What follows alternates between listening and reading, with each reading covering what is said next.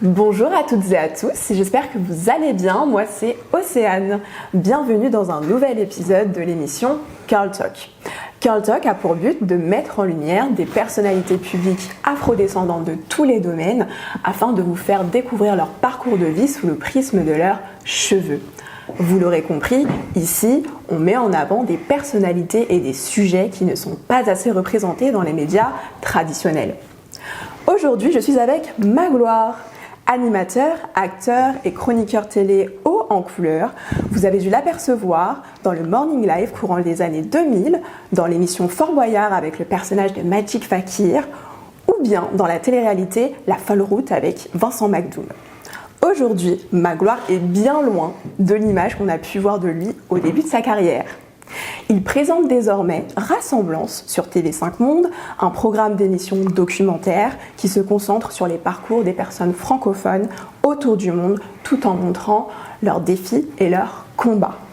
Bonjour Magloire. Bonjour Océane. Comment est-ce que tu vas? Je suis très heureux d'être ici.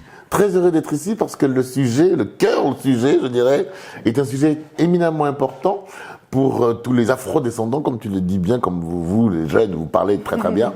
Mais pas que, parce que c'est un véritable sujet, quasi politique, je dirais. On n'est pas là pour faire de la politique, mais on va peut-être aussi renverser les tables de temps en temps dans cette conversation.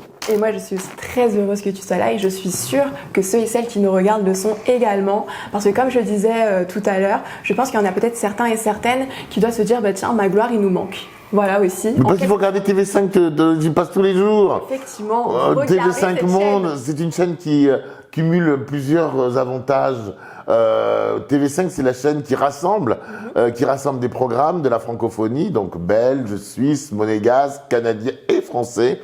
Une espèce de filtre comme ça, de magazines, d'information, mais aussi de cinéma, de culture et de sport, qui sont assez formidables. C'est des programmes étonnants, et puis il y a les programmes qui sont produits maison, comme le mien, Rassemblance, qui sont des programmes aussi où on va chercher les diversités en cassant les codes, en brisant certains préjugés que moi je pouvais aussi avoir d'ailleurs.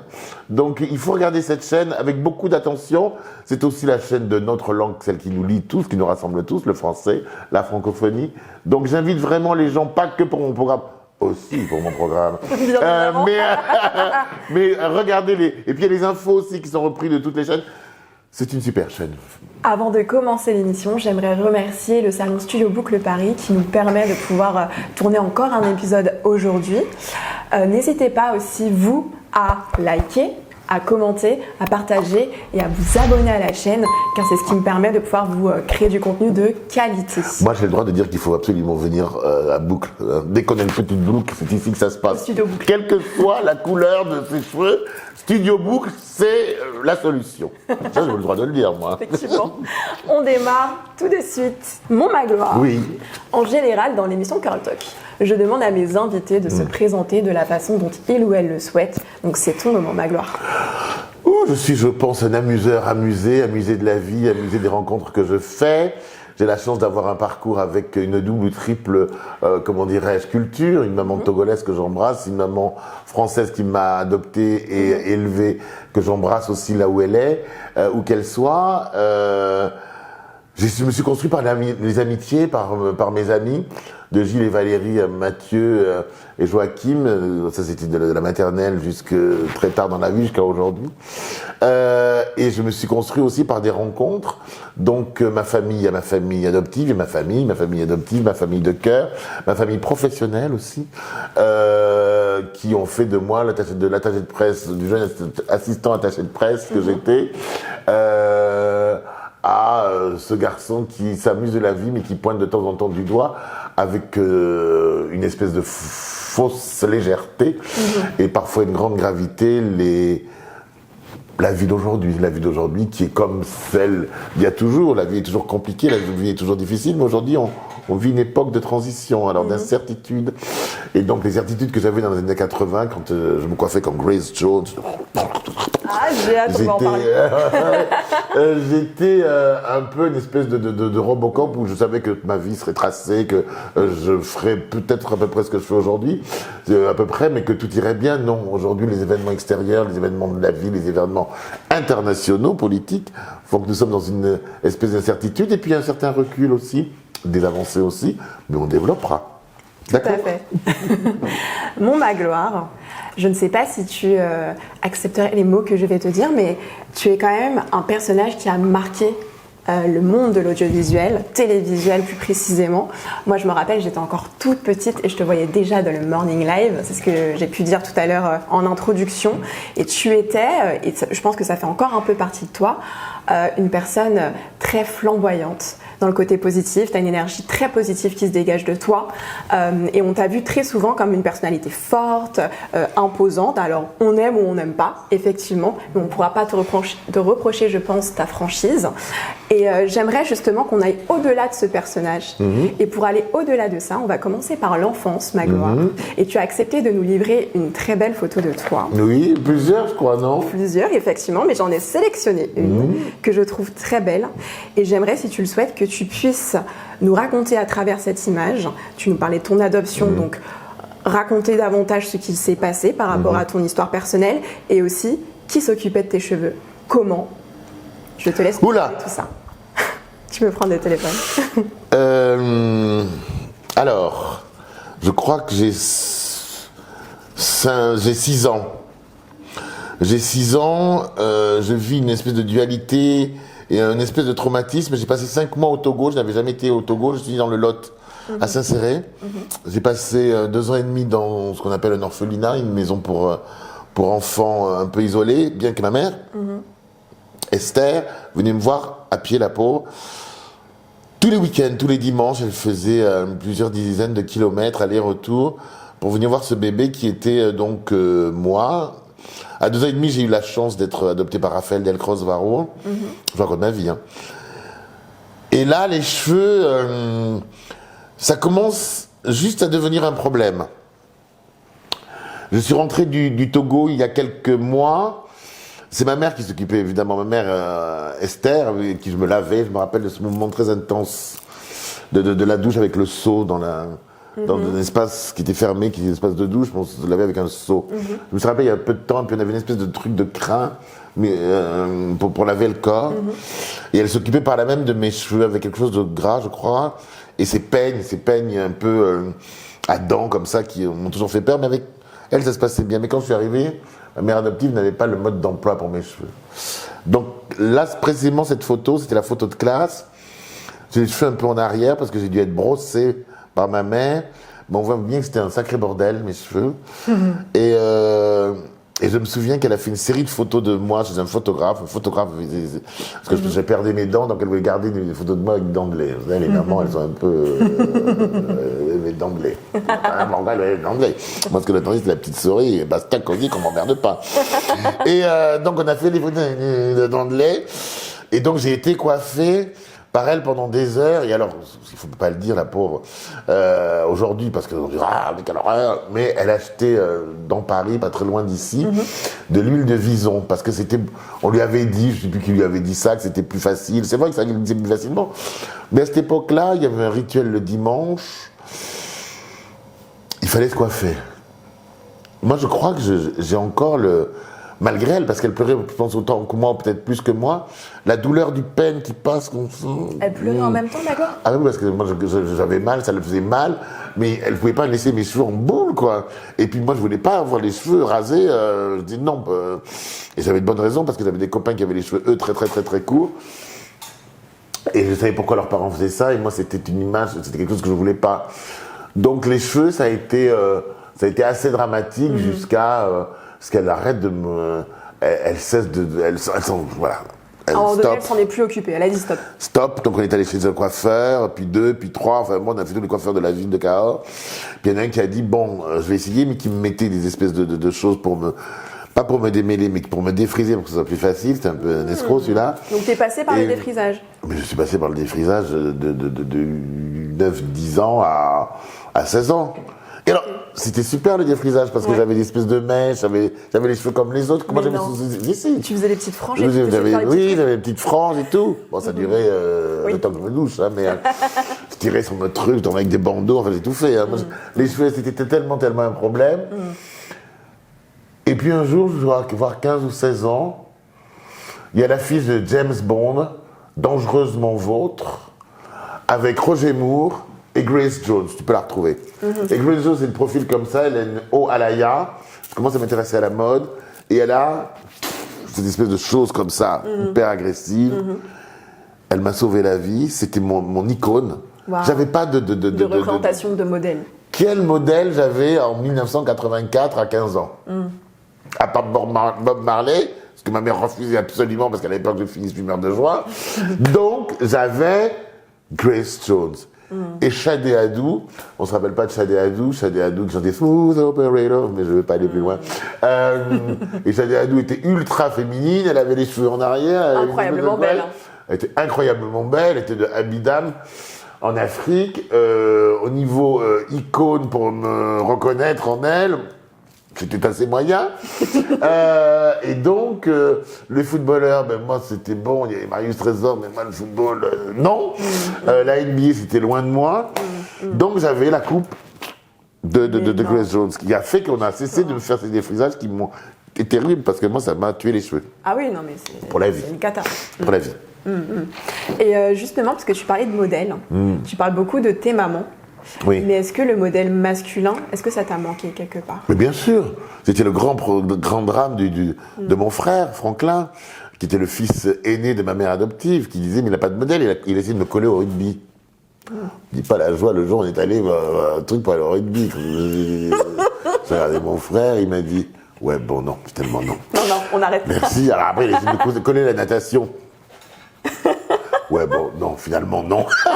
Et j'ai fini par faire du canoë-kayak où j'étais pas trop mauvais, mais c'était pas exactement l'image de virilité, d'image masculine qu'il voulait me donner. En plus, notre prof, c'était un chanteur de grand talent qui chantait à une époque dans un groupe qui s'appelait les Poubelle Boys, et Farid, qui n'était pas spécialement la représentation de l'homme alpha. Non. Et justement, tu viens de dire quelque chose de très intéressant concernant la virilité, les termes de masculinité. On parle aujourd'hui en tout cas de la masculinité toxique, etc. Et toi, quand tu étais un jeune garçon, notamment à cet âge-là, oh là là là là là là là là là là là, et très beau gosse, je tiens à souligner. Est-ce que à cet âge-là, c'était pas mal. Et est-ce qu'à cet âge-là, c'était facile pour toi d'assumer qui tu étais? Alors, j'assumais pas du tout qui j'étais. J'étais déjà passionné de mode. La chemise qu'on voit là, c'est une chemise que j'avais achetée à Londres, chez Liberty. J'avais acheté une fortune. J'étais très précis dans mes choix vestimentaires. Est-ce que j'étais en seconde? Oui, parce que je faisais encore de la danse en seconde, donc j'étais mince. Donc je faisais de la danse africaine, là, mais j'ai fait de la danse classique avant. Et donc pour avoir le corps que tu vois là, je devais avoir 15 ans, 15-16 ans. Donc je faisais encore de la danse, parce que je me tiens un peu à Michael Jackson. C'est post ou pré-Michael Jackson, tu vois, et j'ai les cheveux un peu de Grace Jones quand même, voilà, c'était là. Est-ce que je savais? Je crois que j'ai compris exactement à cette époque-là que je n'aurais pas une vie classique. En plus, là j'étais à Villefranche-de-Ouest, j'avais les frères. En écoutant la chanson d'Aznavour, j'habite seul avec maman qui m'a fait tomber dans une vraie dépression nerveuse. Parce qu'effectivement, je vivais avec ma mère et que je me suis vu, moi, dans le futur, sans femme, avec une seule femme, entre guillemets, ma mère. Je me suis donc projeté, me voyant à 40 ans, vivre avec ma petite mémé dans mon petit appartement avec mon petit chat. Je passerai chat, c'est peut-être pour ça. Et je me suis dit là, j'ai fait une vraie dépression, donc j'ai eu plusieurs psys. J'ai commencé ce long processus de soigner une espèce de grande langueur, on aurait dit ça au siècle précédent, une grande tristesse, de grands émois. Et puis à un moment donné, mes amis, quand je leur ai dit le jour de mes 18 ans pour mon anniversaire, ou quelques jours, je sortais avec une fille en plus, qui était parfaitement au courant d'ailleurs de mes orientations mariales. D'accord. Mais quand on peut rendre service, tu sais. Alors, donc d'abord je l'ai prévenu, j'ai dit, je vais dire à tous les potes ce que je suis vraiment. À l'époque, j'étais un amoureux du secrétaire de la préfecture de Cahors. Et c'était sali. Sale con. Je règle mes comptes. Et je me suis senti fort pour dire, bah, écoutez, non, c'est pas les filles qui m'attirent. Et je les avais tous invités dans une pizzeria. Ah ouais, donc t'avais préparé ton... Ah oui, j'avais préparé mon truc. J'avais invité 8 copains à la pizzeria. Ok. Heureusement, à l'époque, nous, on buvait pas trop. Pas que ça allait arriver dans pas longtemps après. Mais non, on buvait pas trop, donc je me suis dit, le prix d'une pizza pour chacun, nanana, on sait pas, ils ne demandons pas de dessert. Et là, je dis, j'ai quelque chose à vous dire. J'ai dit, bah ouais, je suis gay.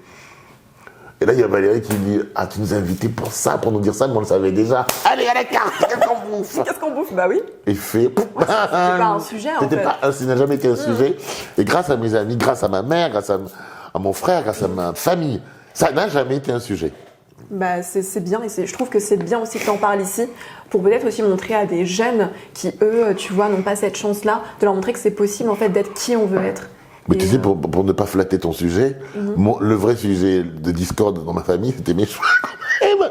Mais oui, parce que j'ai fait une crise d'adolescence à 30 ans, et c'est là que je commençais à décolorer mes cheveux. Mais raconte-nous. Je travaille dans la mode déjà, bien sûr, et dans la mode, je voyageais avec bonheur d'ailleurs, un peu partout autour de la planète, et notamment à Londres. Et à Londres, entre deux défilés, j'avais remarqué un petit salon afro, où il y avait des gens afro, mais qui sortaient avec des couleurs hallucinantes. Sauf que je n'avais pas bien compris que pour décolorer, il fallait 4 heures. Donc moi, j'ai raté au moins 2, parce qu'on m'a mis le truc et on me dit, ah non, mais 4 hours. Bon. Et à partir de là, je me suis fait décolorer pendant presque 10 ans, je crois. Et t'as fait quoi comme couleur, par exemple? Ah ben j'ai tout eu, parce que j'ai des trucs qui ont très très mal tourné. Hein. J'ai eu des problèmes où ça virait, j'ai eu des grands soucis de couleur. Mais j'ai été rouge, j'ai été bleu, j'ai été malgré moi vert, et puis blond platine, et j'ai adoré ça. Mais je pense encore, je me dis encore, que ce blond platine était encore une négation de moi-même. Je veux pas être tout psychanalysé, mais je pense que ce blond platine était encore un souci de conformité au moment où j'étais en train de rentrer dans un milieu très particulier qui était le milieu de la mode, où malgré les folies que font les gens, malgré l'excentricité, les excentriques que l'on trouve dans la mode, il y a un grand souci de conformité et d'appartenance. Il y a des familles royales, y compris dans la mode, comme dans la politique, la chirurgie et autres. Et donc, je voulais faire partie d'une famille royale, ce qui m'est arrivé, mais j'avais pas besoin d'être blond ou rouge certains matins pour faire partie de ce groupe-là. Et ta famille, elle a dit quoi quand elle te voyait avec ça? Ma mère s'est étranglée la première fois, elle n'osait rien dire parce qu'on était avec du monde. Ah non, mais moi, je lui ai tout fait. Elle ne pouvait même plus parler. Ma famille était un peu désespérée. Et puis surtout, on me mettait le danger de ce que ça représentait pour mes cheveux. Parce que je parle, c'est pas aujourd'hui. Aujourd'hui, on a tous ces produits qui font qu'on peut assumer des colorations, des couleurs. Il y a 30 ans, c'était pas la même... Donc... ouais, j'ai un peu prêté ma tête, j'ai essayé de l'assumer, mais en faisant des choses pas toujours formidablement bien pour moi. Et comment est-ce qu'on passe justement d'un jeune homme qui veut essayer plein de choses, qui se cherche en fait totalement, à un Magloire qui semble, tu me diras après, mais qui semble apaisé, avec ses cheveux poivre-sel, naturels? Oh là là, cette photo, elle était prise à Périgueux. Comment est-ce qu'on passe d'un état d'esprit un peu on se cherche à maintenant on te voit totalement naturel, on te sent... davantage toi, je dirais. Ah, j'aime bien j'avais déjà vu cette photo. Je me déteste en photo, mais je m'aime bien, là, ça fait 2 fois, décidément. On choisit les bonnes photos dans Carl Talk, Top. Eh bien, figure-toi que là aussi, c'est... Parce que je trouve, alors excuse-moi de t'interrompre, mais je trouve ça fort quand même que tu assumes tes cheveux, en tout cas que tu ne te fasses pas une coloration noire, tu vois. Ça n'a pas toujours été le cas. Alors dis-nous tout. Je t'explique. Mon premier cheveu blanc, j'avais 13 ans. Ok. On rigole. J'arrache. Puis, j'en ai de plus en plus 14, 15, 16 ans. Je n'ai jamais retourné en arrière, j'ai toujours eu des cheveux blancs. Mais ça se voyait pas, ça se mêlait. Bon. Après, tu sais, je faisais des petits... ça se voyait pas, tu vois, le début des dreads, là, ça se voyait pas. Et puis, un beau jour, et je crois que c'est pour Is No Good, où je porte un turban, mais bon, il faut que je me rase la tête pour des raisons d'adhérence, parce que c'est toujours très chaud, peu importe, je ne vais pas rentrer dans les détails. Et à la repousse, je me rends compte que j'ai les cheveux blancs. Et je reprends le morning, l'émission de morning, quelques semaines après la fin du tournage, ou même quelques jours après la fin du tournage, et je me vois pas du tout revenir à l'antenne, alors que j'ai quitté l'antenne avec des cheveux poivre et sel, mais ça se voit pas à l'antenne. Là, vraiment blanc et très très court, un peu comme ça. T'avais peur un peu des remarques? Mais c'est cette peur terrible de vieillir de l'animateur de télévision moyenne et lambda. Cette peur de l'image. On n'a pas du tout peur d'avoir assumé avec doublé de volume. Mais mes cheveux, c'est un vrai problème. Donc j'ai effectivement, je l'avoue, eu des rayés color et des teintures noires pendant peut-être 2-3 ans, même peut-être non plus, Magloire, ne raconte pas n'importe quoi, plus. Et puis un jour où je laisse passer les 3 semaines, et donc ma racine est blanche, et quelqu'un me dit que c'est beau. Oh, c'est beau, t'as les cheveux blancs. Et pareil, hein, c'est les copains, les copines. Les gens bienveillants, quoi. Oui, qui me disent c'est beau, on s'en fout de tes cheveux blancs. Et donc, j'ai commencé à assumer ce blanc pour la folle route, je crois. Faudrait vérifier, hein, midi. Hein. On vérifiera. On vérifiera. Je crois que c'est pour la folle route où j'ai commencé à ne plus faire de couleurs. Et puis après, j'ai plus fait de couleurs. Je crois que j'ai plus jamais fait de couleurs. Et puis après, j'ai surtout osé le cheveu court. Ok. Et moi, ce que j'aimerais savoir, parce qu'on parle beaucoup là de toi, mais j'aimerais qu'on parle des femmes, et des femmes qui, en tout cas, sont présentes dans ta vie. Je sais que, de par expérience, quand on est une femme, on est très sujette à toutes sortes de jugements, surtout quand on porte nos cheveux naturels. Est-ce que tu as déjà rencontré des femmes afrodescendantes qui n'assumaient pas leurs cheveux naturels, et est-ce que toi, tu les soutiens dans cette acceptation de soi? Alors, celles qui n'assument pas, tout dépend de leur métier. Je sais que ma mère naturelle assume très bien son afro, qui lui va d'ailleurs très bien. J'ai la chance de lui ressembler physiquement. Quand elle est arrivée un jour à M6, tout le monde connaissait ma maman adoptive, mais pas ma mère naturelle. Elle se pointe à M6 pour me faire une surprise, avec la complicité de ma mère, les deux. Et elle arrive en premier, elle dit « Je suis la honte de Magloire », donc la fille, il a combien de mamans ce monsieur? Mais elle me dit « Mais vous ressemblez tellement, ou vous lui ressemblez tellement, pardon, que c'est évident ». Elle assume très bien son afro en tant que femme de tête qui a dirigé des services dans des universités au Togo. Elle l'assume totalement, parce qu'elle en impose. Mais je ne peux pas en vouloir à celles qui se lissent à tout prix. Je le vois même sur des filles qui ne sont pas forcément afrodescendantes, mais qui sont bouclées et qui cachent leur boucle comme une maladie honteuse. Je ne peux pas leur en vouloir. Je les comprends de moins en moins. Peut-être qu'à l'époque, je les aurais comprises, mais je les comprends de moins en moins parce qu'elles sont divinement plus belles et divinement plus reines et royales. La reine de Saba, qu'on a occultée, parce que l'histoire a occulté cette reine, elle était bien plus puissante que cette pauvre Cléopâtre, qui est une fille de fer d'à côté.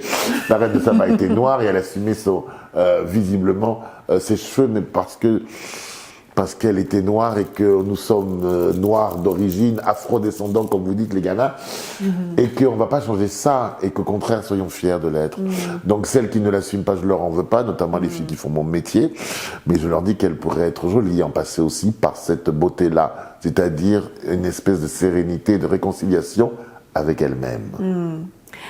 On va parler dans un instant de ta belle et longue carrière télévisuelle, mais avant ça, Magloire, qu'est-ce que tu fais quand tu ne travailles pas? Mais c'est tout le temps, je suis très feignant, t'as qu'à demander à mon entourage, je fais rien. Et comme tous les feignants, je bosse tout le temps, donc qu'est-ce que je fais quand je ne travaille pas? Qu'est-ce que tu aimes dans la vie de tous les jours? On veut le vrai Magloire dans Curl Talk. Alors, mais vous voulez savoir les secrets de fabrication? Alors, j'ai quand même des tocs, c'est-à-dire que je relis la littérature française. Ça, je relis, voilà, donc je peux relire des Flaubert, je peux rester sur Salammbô, de lire comme ça 2-3 fois la même page, surtout sur Flaubert, parce que Flaubert est un obsessionnel de l'écriture, ou de Victor Hugo. À côté de ça, et en même temps, parfois simultanément, je regarde des séries très très débiles, notamment Lawyer and machin truc, qui s'appelle New York Police Judiciaire. Ouais, ok. C'est bon comme du sucre. J'adore dans ça. les trucs un peu criminels. Ah, mais j'adore ça. Avec la productrice qui joue le rôle principal. Oh, que c'est con, mais que c'est bon. Oh. Et je reprends mon Flaubert pour me dire, oh là là, quand même, dis donc. Et voilà. Quand je ne travaille pas, je suis avec mes amis, j'ai ce bonheur-là. Pas suffisamment assez avec ma famille, parce qu'ils sont éloignés. Et quand je ne travaille pas, je me demande ce que je vais faire comme boulot. D'accord, ok, je vois Magloire. On a à peu près le même problème, mais voilà. ça c'est autre chose. Tout à l'heure, Magloire, tu nous révélais que tu étais attachée presse avant de faire de la télé. Et Oui. à partir de quel moment tu t'es dit, tiens, je vais faire de la télé? Ah, mais moi, je me suis pas dit, je vais faire de la télévision, on est venu me chercher. Je travaillais avec Béatrice Monson, qui est Relations Presse, qui, pour te situer, a fait les beaux jours de la mode, notamment avec Lolita Olympica, Dorothée Nice, Dorothée Bis, etc. Donc c'était les années 70, 80, 90, 2000, et toujours, parce qu'elle est toujours là. Elle travaillait pour la haute couture, pour Madame Torrent, pour des grandes marques comme ça, puis pour des marques aussi de sportswear et de prêt-à-porter. Donc j'ai eu la chance de la rencontrer grâce à Viviane Blassel, TF1. On se fait une espèce je sais pas, de duo improbable. Elle était aussi blonde que j'étais, ce que je suis. Elle était toute petite et mère de famille, et moi j'étais avec des costumes verts et violets, et avec des chaperons. Mais cette improbabilité de bureau a fait que on s'entendait plutôt bien, que je ramenais 2-3 clients qui n'étaient pas forcément ceux qui payaient le plus, mais enfin bon, on se débrouillait. Et puis un jour, il y a Elsa Tayeb, que l'on voit sur TF1, qui m'appelle et qui me dit, on aimerait bien que vous fassiez un essai comme chroniqueur chez nous à l'antenne. Je collaborais déjà avec France 3, Paris Fixop, qui était une émission de mode où on ne me voyait pas à l'antenne. Et j'ai dit, bah ouais, c'est rigolo. Pourquoi pas. Alors on m'a expliqué qu'étant donné que j'avais des clients en mode, il ne fallait pas que je parlais de mode, que je parle d'eux. Bon, ils n'étaient pas très contents, mais c'est comme ça. Je parlais des autres. Et puis tout s'est enchaîné très vite. Au bout de 2 ans sur Fun TV, on est arrivé avec Fun TV sur M6 pour le morning. J'étais pas celui qui était prévu pour faire les potins de stars. Et puis tout d'un coup, la jeune fille qui les faisait a dû être remplacée au pied levé. On m'a appelé un 26 août. J'étais à la plage à Saint-Tropez, à plage Tahiti. J'ai rendez-vous l'après-midi. Bon, pour la unique fois de ma vie, merci encore. Merci encore à la police de l'air et des frontières de Toulon. J'ai pris l'avion en tongue et en et en gel là-bas. Faut quand même le savoir. Ça, je l'ai jamais révélé aussi. Et 3 jours après, c'était le morning avec Michael Youn. Voilà.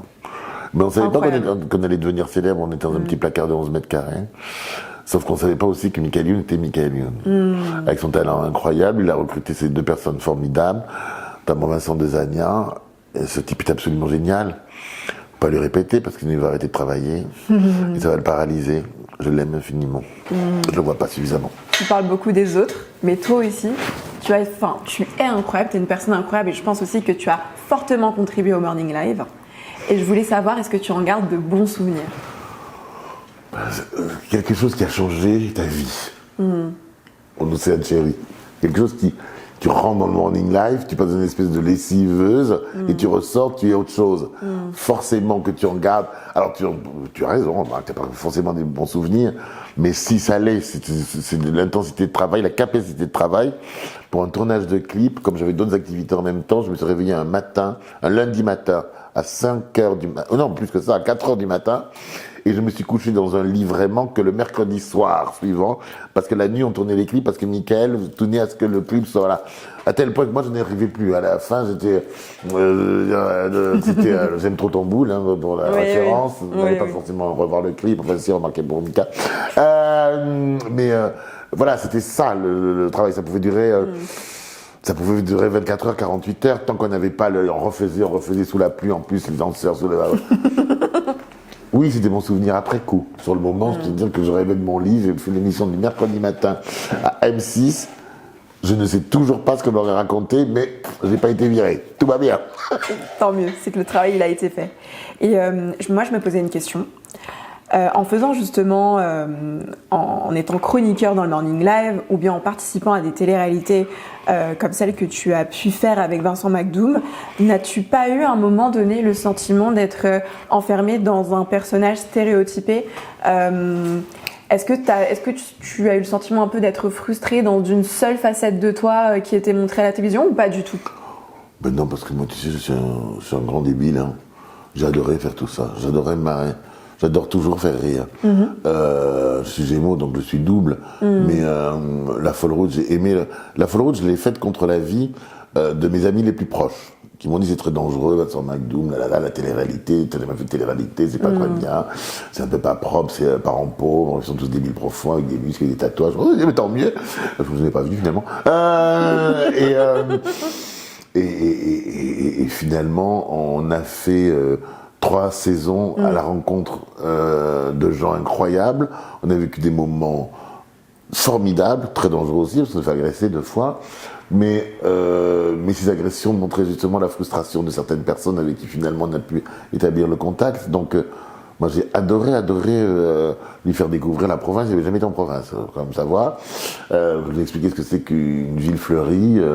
Et puis Vincent, que l'on pense totalement imperméable, tout ça est très perméable à ce genre de choses, donc il a adoré aller sur les sites. Alors il avait des bottes jusque là, avec des talons comme ça. On a fait quelques sites, mais on les a fait. On les a rencontrés, les gens. On a été voir ces agriculteurs, ces espèces de gens qui se prenaient pour des Indiens Wendake, avec des tentes d'Indiens, donc je sais plus dans quel patelin à la campagne, ils fumaient des trucs. Mais bon, on l'a fait. On l'a fait. Et justement, je voulais rebondir parce que tu dis, on les a rencontrés, on est parti à la rencontre.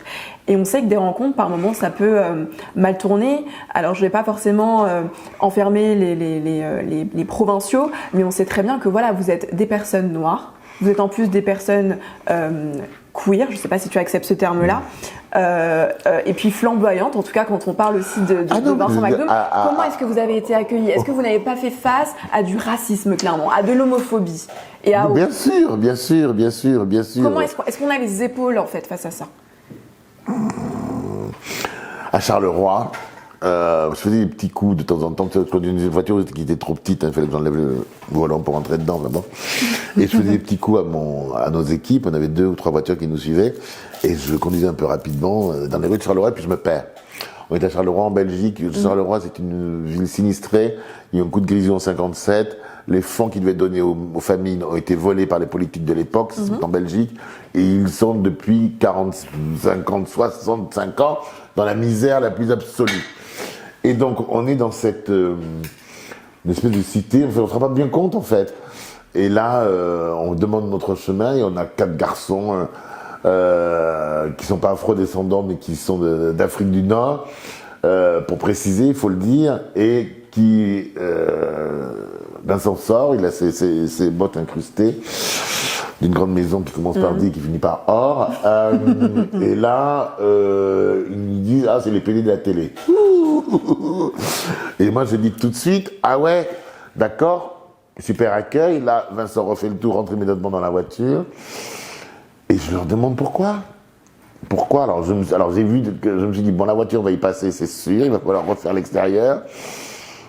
Parce que les types étaient venus ensemble, ils voulaient en découdre. Je dis, pourquoi vous avez envie de nous casser la gueule? Je te demande, je te pose la question. Dans les cris, dans les insultes, dans la rage, dans la haine. Ah oui, d'accord. Okay. Et là, d'un coup, ça s'apaise. Le plus petit dit, stop. Et on n'a pas pu le montrer. Les images existent, j'aimerais qu'on les ressorte aujourd'hui. Parce que tout d'un coup, on n'a pas voulu le montrer alors qu'on aurait dû le montrer. Mais bon, c'était un peu compliqué. Le type s'arrête et en finale, on finit par se parler. Et il finit, lui, par nous dire cette phrase qui est étonnante, dans sa bouche qui est étonnante, je ne sais pas pourquoi on se casse, je ne vais pas les préjuger. C'est parce que nous avons la frustration de la pauvreté. Le type qui vient de me traiter de sale pédé me dit la frustration de la pauvreté. Ça veut dire que le type est en plus capable de réflexion et de l'exprimer tu vois, avec des mots. Alors là, on reste un peu soufflé. On a passé 1 heure et demie avec qui nous a expliqué ce que c'était. D'accord. Qui nous expliquaient qu'ils avaient été à l'école, mais qu'ils n'avaient pas de boulot, et que voilà, et qu'ils faisaient du trafic, et que nous, oui, vous aviez comme la on était, des choses que eux n'avaient pas. On travaillait à la télévision, on était queer comme tu dis, et qu'on avait toutes les chances et trop de chance. Mais c'est plus un racisme de classe. C'est plus un cri de la pauvreté. Et c'est presque encore plus... et c'était évidemment déchirant. L'obscurantisme de l'homophobie, de la grossophobie, et de toutes les phobies, de tous les racismes, fait toujours très peur et angoisse toujours. Mais quand elle est motivée par la pauvreté ou par le manque, elle est attristante, elle est révoltante. J'aimerais qu'on revienne sur ta personnalité à multiples facettes. Tu disais tout à l'heure que tu es un amuseur amusé qui ne cessera jamais d'amuser tout le monde, Et de m'amuser. je pense. Oui, et de t'amuser. Et moi, j'aimerais te poser la question suivante. Comment est-ce qu'on passe, par exemple, de programmes de grand divertissement à un programme comme Rassemblance, qui est un programme éducatif, qui est un programme très touchant. Donc, je te laisse développer. Rassemblance, c'est pour défaire, c'est pour casser les préjugés que l'on peut avoir sur l'autre, d'où ils viennent. Et comment c'est arrivé à toi, cette idée ? Je pense que je l'ai toujours porté, ce programme. Il fallait juste un révélateur. À l'âge de 12 ans, alors j'étais élevé dans la religion catholique, mais une partie de ma famille est juive. J'ai passé beaucoup de temps avec mes cousins juifs, notamment pendant les vacances, à Pâques. Donc voilà, on fêtait les Pâques, mais pas les mêmes, mais en même temps. Il y a une grande tolérance dans ma famille. Et à 12 ans, je crois que c'est ma grand-mère qui avait dit, mais cet enfant, il est dans la religion catholique, mais en même temps, il est d'une maman catholique aussi, mais d'origine, la famille est animiste, chez nous au Togo. Donc il faut qu'il aille voir toutes les autres religions. Donc on voyage à Paris. Et alors, je fais comme si j'en avais ras-le-bol, alors que c'était formidable. On a été à la grande mosquée, on a été reçus par un imam, puis après, on est allé voir un ami rabbin, puis on est allé, jusqu'à l'époque, c'était à Paris, on a été voir Bouddha, hein, on va le faire en gros. Ma mère, en plus, elle était très très très proche de prêtres qui venaient, on s'en fout, d'Himalaya, mais qui... on s'en fiche.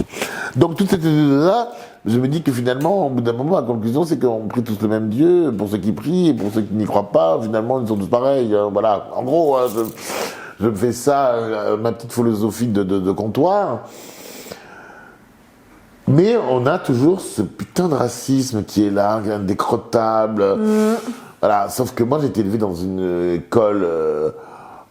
petit, au primaire, où j'avais des Turcs qui étaient musulmans, où j'avais Mathieu qui était juif, comme mes cousins, et les autres étaient catholiques. On servait la messe ensemble le dimanche.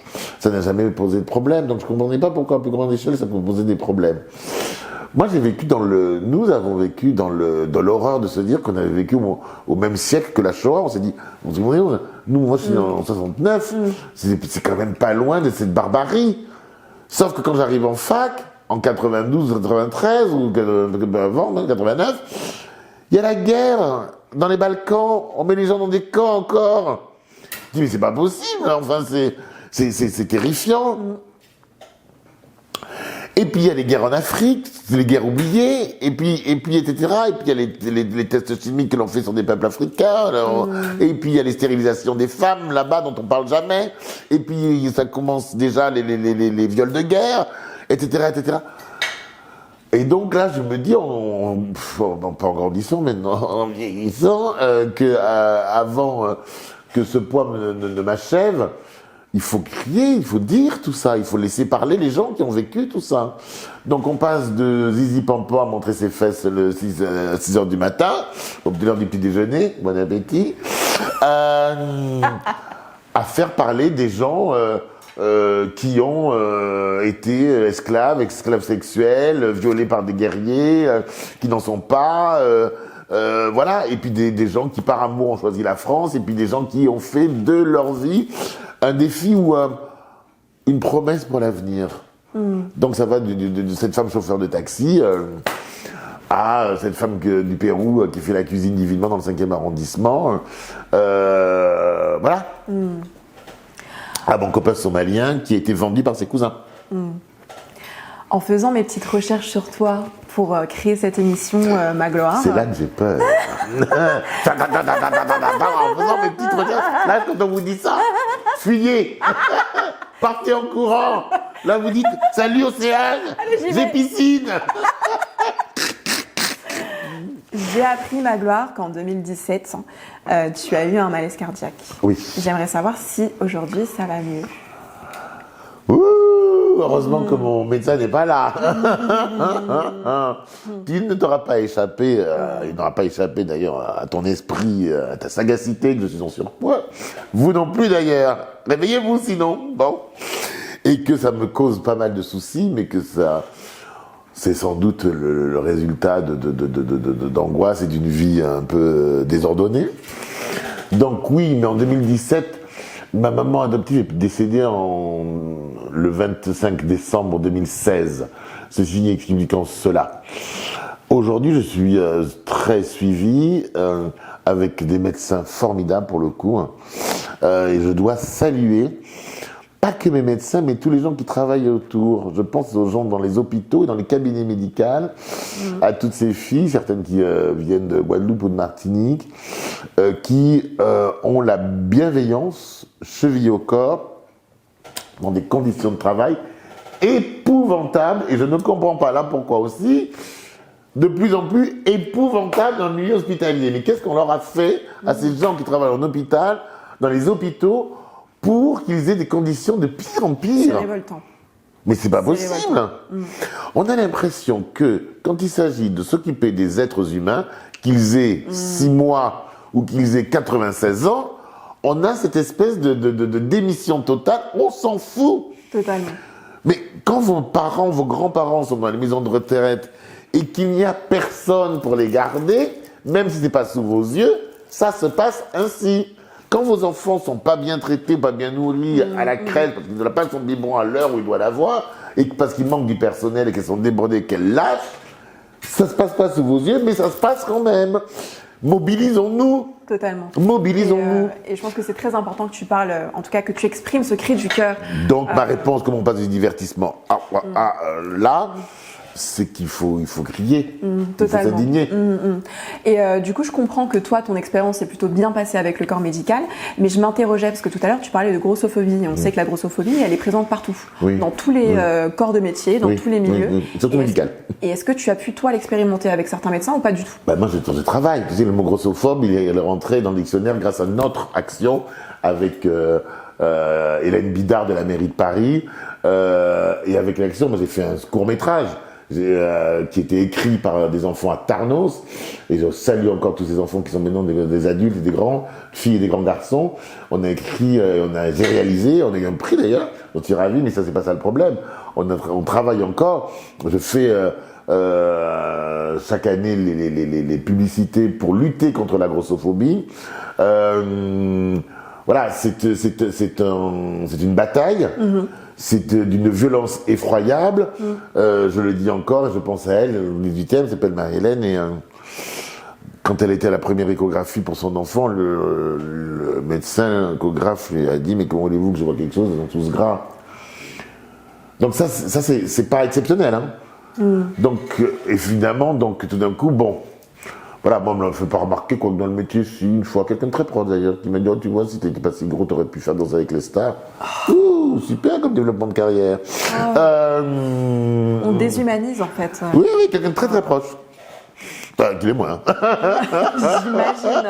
Non, t'es pas si gros, t'aurais fait Danser avec les stars. Ouh, merci, chérie. Incroyable. Oui. On en est encore là, quoi. Donc le chemin est long. Bien sûr. Le chemin est long. Mais le chemin ne fait que débuter. Battez-vous les filles. Alors, là, j'aurais une discrimination légère. C'est les filles qui se battent. Elles doivent se battre parce qu'elles sont plus discriminées que les hommes. Totalement. Tu sais, chez moi, dans le sud-ouest, à Cahors, t'es un peu comme ça, t'es rugbyman. C'est bien vu. T'es un mec qui est sympa, t'es bien vu. Ouais, t'es costaud. Le costaud, allez, mange. Les femmes. Non, mange. Ouais, bon. Mais les femmes, elles, sont maltraitées. Par les médecins, par les collègues, par les copines. Non, mais totalement, de toute façon, c'est la société patriarcale, on n'apprend rien. Avec son schéma. Voilà. C'était pas comme ça. Voilà. Ah ben ça rentre Oui, pas. ça Ah ben rentre t'es pas. nul.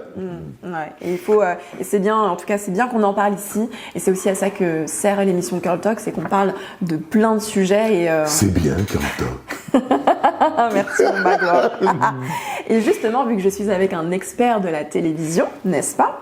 J'aimerais savoir, est-ce que tu constates un réel changement entre les années de télévision dans les années 2000 et la télévision de maintenant en termes de mécanisme. Donc quand je dis mécanisme, c'est les personnages qu'on peut voir en télé, les pseudo-scénarios qu'on peut voir. Est-ce que ça a changé aussi en termes de diversité? J'aimerais avoir ton œil là-dessus, ton œil d'expert. Oui, ça change, bien sûr que ça change en termes de diversité, mais le problème, c'est qu'elle vient des États-Unis, et que les États-Unis, c'était de vrais dragons. Dans les années 80-90, au début où j'allais aux États-Unis régulièrement pour bosser, avec les syndicats qui imposaient des gens de la diversité, qui imposaient des quotas, mais je dis, mais enfin, il faut vraiment imposer des quotas pour y arriver, mais il a fallu en arriver là pour avoir, dans 24 heures, un président des États-Unis noir, qui a sans doute fait que les gens se sont... 24 heures, vous vous rappelez de cette série des années 2000, où le président, pour la première fois, on voyait un président des États-Unis noir. Et comme 24 heures a duré des années, les Américains se sont un peu dit, tiens, se sont fait à l'idée qu'il était possible qu'on puisse un jour avoir un président des États-Unis noir. Ce qui est arrivé à la fin de la décennie. Avec une femme dont le cheveu était parfaitement lissé. Hein, Michel Mich. Après, voilà, on sait bien qu'il y a toujours ces injonctions-là et que c'était, je pense, très difficile pour eux. Déjà, la peau était un problème, donc t'imagines même pas s'il y avait les cheveux avec. Ah non, mais quand je pense que Trump a dit qu'il n'était pas américain parce que si, je sais pas quoi, enfin bon, on leur a tout fait, Donc effectivement, il n'aurait pas été élu, comme on le dit souvent, on le sait. Si Michelle Obama avait une afro, il est sûr que son mari n'aurait pas été président des États-Unis. Mais ils ont déjà fait avancer les choses.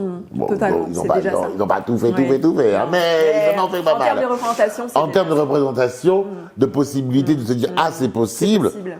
Bon, je dis pas que dans les fermes en Alabama, c'est les biens blancs, c'est toujours pas passé, hein. Même des années après. Mon Magloire, est-ce que tu penses que les réseaux sociaux sont en train d'éteindre la télévision avec la naissance de nouveaux médias via les différentes plateformes, Instagram, YouTube, TikTok? Qu'est-ce que tu en penses de tout ça? Oui, mais c'est une autre façon de consommer le divertissement qui était la télévision, qui était le principal divertissement. Heureusement, maintenant, aujourd'hui, les gens ont la possibilité plus facilement de s'acheter plein de façons de se divertir, parce que pour longtemps, il n'y avait que la télévision qui a mené un peu la culture. Donc oui, non, c'est une autre façon de consommer. Les programmes se font toujours. On fait des programmes, regarde-nous, on fait un excellent programme, c'est Curl Talk. Bon, il sera pas sur France TV demain matin à 20h50, mais les plus intelligents regardent. La preuve, vous êtes là. Donc, c'est une autre façon de voir les choses. Effectivement, la télévision, on la consomme plus. Je crois que la moyenne d'âge des gens qui regardent France 3, c'est 70 ans, 71 ans. On comprend bien. Et toi, quel est ton rapport avec les réseaux sociaux, Magloire? Alors, il a longtemps été très lointain. Maintenant, j'ai une injonction de mon entourage, c'est d'exister sur les réseaux sociaux.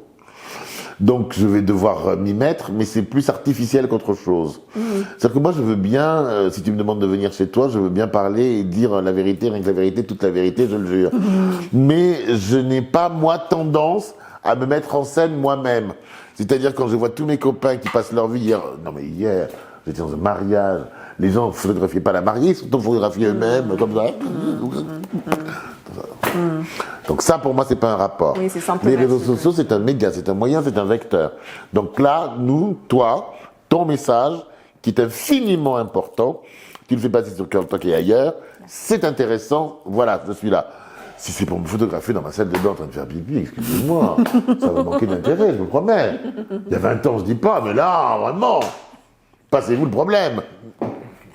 Je pense que ceux et celles qui nous regardent et moi-même, on est très curieux et curieuse de savoir, Magloire, quels sont tes futurs projets pour la suite? Alors, je suis très heureux d'avoir entamé le tournage de Rassemblance qui va être une spéciale enfant. Incroyable. Donc on a commencé le tournage la semaine dernière, on tourne la semaine prochaine, la semaine suivante. On va voir ce que ça donne. Pour l'instant, on est très content de ce qui se passe. Je vais revenir à la radio. Ça, c'est une volonté. Wow. Alors, c'est pas une volonté des grands patrons de radio, mais c'est la mienne. Donc il va falloir qu'on y arrive parce qu'on va finir par se coordonner. Mais là, on approche. Ok. Et puis, je vais remonter sur scène dans des textes que je lis, que j'ai joué, que j'ai interprété avec Laure Crumière l'année dernière. Voilà, et on va faire ça, j'espère, en janvier 2026 ou un peu après. Il faudrait que je me réveille un peu. D'ailleurs, ce sera peut-être plutôt au printemps. Voilà, c'est monter sur scène. Parce que ça donne de nouveau une impérieuse envie. J'ai un peu fui là, je fuis mon producteur depuis le mois de septembre. On joue à cache-cache. Oh, je suis pas là. Mais là, ça y est, ce matin, je me suis dit, il faut quand même que je le fasse, faut que j'y aille. Ok, bah en tout cas, on te souhaite que tous tes projets se réalisent et qu'on puisse te voir encore longtemps. Moi, je te demande de ne rien changer, de continuer de monter en puissance. Girl Talk, tout ce que tu racontes là, c'est très, très, très, très important pour notre identité. Même moi, à 56 ans, tu vois, j'en ai besoin et je suis là. Merci beaucoup, Magloire. Donc, il y a beaucoup de filles encore, mais de garçons aussi, Ouais, qui ont important. besoin de ton émission et de ce que tu fais. Bon, Magloire, on arrive à la fin de cette émission. Et quel est le ou la prochaine invitée que tu souhaiterais voir dans Girl Talk? Ouh, je te souhaiterais Grace Jones. ouais, j'adore. Je te souhaiterais... je te souhaiterais... Si... International, quoi, incroyable. Bah oui, Barbara Hendricks, par exemple, qu'elle a des choses à dire sur ses cheveux, et ce qu'on lui reprochait dans le monde de l'opéra. Lumina Fernandez, voilà, de l'international. faut, Si je peux t'aider, je suis là. J'adore. Comment on fait comme ça? On va discuter. Trop bien. C'est la fin de l'émission. Merci à vous d'avoir regardé jusqu'au bout. Merci à toi, Magloire, d'avoir été parmi nous. Merci Océane, et vivement la prochaine. Ah ouais, vraiment. Les réseaux sociaux de Magloire s'afficheront juste en bas. Je vous fais de très gros bisous et n'oubliez pas que dans Girl Talk, on parle cheveux, mais pas que. Ciao, ciao. Salut. J'ai pas la mèche un peu longue?